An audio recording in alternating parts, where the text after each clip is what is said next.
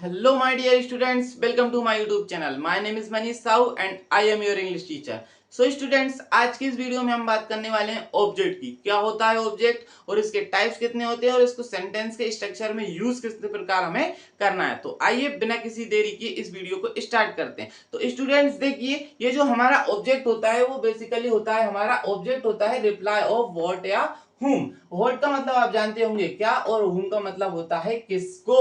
What और whom। अब आप सोच रहे होंगे कि सर ये कौन सी बात हुई, ऑब्जेक्ट मतलब रिप्लाई ऑफ व्हाट या whom। तो देखिए स्टूडेंट्स, अब मैं आपको आपके सामने एक सेंटेंस बोलता हूं। मैं बोलता हूं कि आई टीच, मैं पढ़ाता हूं। मैंने बोला आई टीच, मैं पढ़ाता हूं। अब आप मुझसे क्वेश्चन क्या करोगे, आप मुझसे क्वेश्चन करोगे कि सर क्या पढ़ाते हो, यही करोगे ना। आप पूछोगे कि सर क्या पढ़ाते हो, तो इस क्या के रिप्लाई में, इस क्या के रिप्लाई में जो मेरा आंसर आएगा कि मैं क्या पढ़ाता हूं, इंग्लिश पढ़ाता हूं, मैथ्स पढ़ाता हूं कि हिंदी पढ़ाता हूं, वो होगा मेरा ऑब्जेक्ट। क्या होगा, ऑब्जेक्ट। मैंने बोला आई टीच, फिर आपने पूछा सर क्या पढ़ाते हो, मैंने बोला आई टीच इंग्लिश, तो इंग्लिश क्या हो गया मेरा, ऑब्जेक्ट हो गया।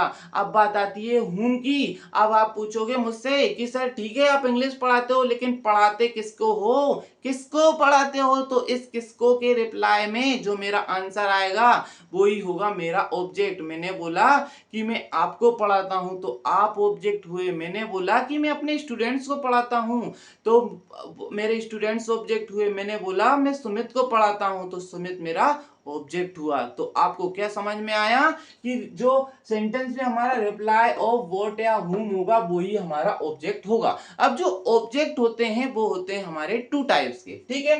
पहला होता है हमारा डायरेक्ट ऑब्जेक्ट, दूसरा होता है हमारा इनडायरेक्ट ऑब्जेक्ट। अब देखिए स्टूडेंट्स, जो व्हाट का रिप्लाई होता है वो होता है हमारा डायरेक्ट ऑब्जेक्ट, और हुम का रिप्लाई जो होता है वो होता है हमारा इनडायरेक्ट ऑब्जेक्ट। अब समझते हैं कि डायरेक्ट ऑब्जेक्ट और इनडायरेक्ट ऑब्जेक्ट को सेंटेंस में हमें किस प्रकार से यूज करना है। तो देखिए स्टूडेंट्स, अगर आपने इंग्लिश थोड़ी बहुत भी पढ़ी होगी तो आप ये जरूर जानते होंगे कि जो हमारा सेंटेंस होता है, हमारे सिंपल सेंटेंस का स्ट्रक्चर होता है, सब्जेक्ट आता है सबसे पहले, फिर वर्ब आती है, फिर वर्ब के बाद आता है हमारा ऑब्जेक्ट, ठीक है। सब्जेक्ट आता है, फिर वर्ब आती है, फिर आता है ऑब्जेक्ट। अब आप सब्जेक्ट आप जानते होंगे, सब्जेक्ट क्या होता है, किसी भी सेंटेंस में जो व्यक्ति काम कर रहा है या फिर जिस व्यक्ति के बारे में बात हो रही है वो होता है हमारा सब्जेक्ट। मैंने बोला मैं पढ़ाता हूं तो कौन पढ़ाता है, मैं पढ़ाता हूं तो मैं हुआ सब्जेक्ट। मैंने बोला आप बहुत होशियार हो, तो होशियार कौन है, सेंटेंस में बात किसकी हो रही है, आपकी हो रही है, तो आप होगा सब्जेक्ट। तो सब्जेक्ट आप जानते होंगे। नेक्स्ट होती है वर्ब। अब वर्ब भी आप जानते होंगे, वर्ब मतलब क्रिया, मतलब काम। जो भी काम हम करते हैं डेली लाइफ में, हंसना, रोना, गाना, पीना, खाना, ये सब होती है हमारी वर्ब। अब बारी आती है ऑब्जेक्ट की। ये हमारे सिंपल सेंटेंस का स्ट्रक्चर है, सब्जेक्ट, वर्ब और फिर ऑब्जेक्ट। ऑब्जेक्ट हमने अभी सीखा। ये देखिए अब इनको सेंटेंस में सीखते हैं कि ऑब्जेक्ट को हम सेंटेंस में कैसे लाते हैं। देखिए स्टूडेंट्स, जैसे मैंने पहला सेंटेंस ही लिखा आई टीच, मैं पढ़ाता हूं। अब ऑब्जेक्ट की बात ही आती है, मैंने बोला आई टीच, तो आपने पूछा क्या पढ़ाते हो, तो फिर मैंने बोला कि मैं इंग्लिश पढ़ाता हूं, आई टीच इंग्लिश, तो ये आ गया आई टीच इंग्लिश। अब एक और क्वेश्चन बनता है कि सर किसको पढ़ाते हो, तो मैंने बोला कि आपको पढ़ाता हूं, सॉरी माय स्टूडेंट्स को पढ़ाता हूं या आपको पढ़ाता हूं, I teach English my students, ठीक है। मैंने ये बोला I teach English my students, ठीक है। अब देखिए आई टीच क्या पढ़ाते हो, तो ये इंग्लिश हो गई हमारा डायरेक्ट ऑब्जेक्ट, ठीक है। इंग्लिश हो गई डायरेक्ट ऑब्जेक्ट। किसको पढ़ाते हो, मेरे स्टूडेंट्स को पढ़ाते हैं, तो ये हो गया हमारा इनडायरेक्ट ऑब्जेक्ट, हो गया इनडायरेक्ट ऑब्जेक्ट। अब हमारा डायरेक्ट ऑब्जेक्ट पहले आया, इनडायरेक्ट ऑब्जेक्ट बाद में आया। अब आप बोलोगे कि सर इनडायरेक्ट ऑब्जेक्ट आगे भी लिख सकते थे, डायरेक्ट ऑब्जेक्ट पीछे भी लिख सकते थे, ऐसा भी कर सकते थे।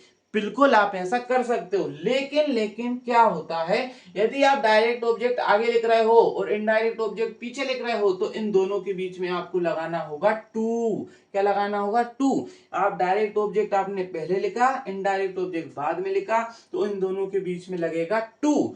तो सर इनडायरेक्ट ऑब्जेक्ट को यदि आगे लगाएंगे और डायरेक्ट ऑब्जेक्ट को पीछे लगाएंगे तो कुछ चेंज होगा क्या, जी हाँ चेंज होगा। क्या होगा, देखिए स्टूडेंट्स, यदि आप इस इनडायरेक्ट ऑब्जेक्ट को पहले लगाते हो कि आई टीच माय स्टूडेंट्स, ठीक है, आई टीच माय स्टूडेंट्स, तो और इसको डायरेक्ट ऑब्जेक्ट को यदि आप पीछे लगाते हो, I teach my students English. तो फिर आपको इन दोनों के बीच में टू लगाने की जरूरत नहीं है, ये सेंटेंस ऐसा ही रहेगा, इसमें टू भी नहीं आएगा और कुछ भी नहीं आएगा। तो आपने क्या सीखा, यदि आप डायरेक्ट ऑब्जेक्ट को आगे लगाते हो, इनडायरेक्ट ऑब्जेक्ट को बाद में लगाते हो, तो दोनों के बीच में टू आएगा। लेकिन आप यदि इनडायरेक्ट ऑब्जेक्ट आगे और डायरेक्ट ऑब्जेक्ट को बाद में लगाते हो तो उन दोनों के बीच में कुछ भी नहीं आएगा। सिर्फ इतना आपको समझना है। आप, आई होप आपको समझ में आ गया होगा। नेक्स्ट सेंटेंस देखते हैं। आई हैव गिवन, मैं दे चुका हूं।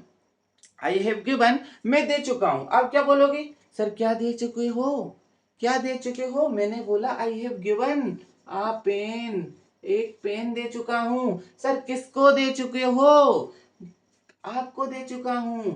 I pen to you, I have given a pen to you, मैं आपको एक पेन दे चुका हूं। तो ए पेन क्या, अ पेन क्या हो गया हमारा डायरेक्ट ऑब्जेक्ट, और यू क्या हो गया हमारा इनडायरेक्ट ऑब्जेक्ट। यदि आप इनडायरेक्ट ऑब्जेक्ट को पहले लिखते हो, यू आगे लिखते हो, और ये हमारा अ पेन बाद में लिखते हो, तो ये हो जाएगा, बीच में टू नहीं आएगा। या तो आप ऐसे बोलिए I have given a pen to you, या फिर I have given you a pen. आया समझ में? नेक्स्ट सेंटेंस देखते हैं। He has sent, he has sent, वह भेज चुका है, वह भेज चुका है। क्या भेज चुका है सर? ए लेटर भेज चुका है, ए लेटर भेज चुका है।